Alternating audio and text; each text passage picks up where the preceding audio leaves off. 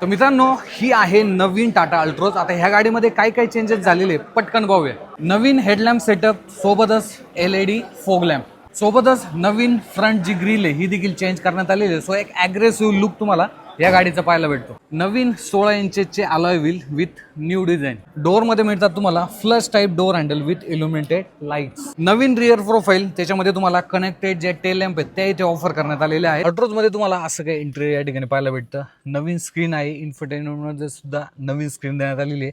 नवीन steering wheel तुम्हाला इथे मिळून जातं।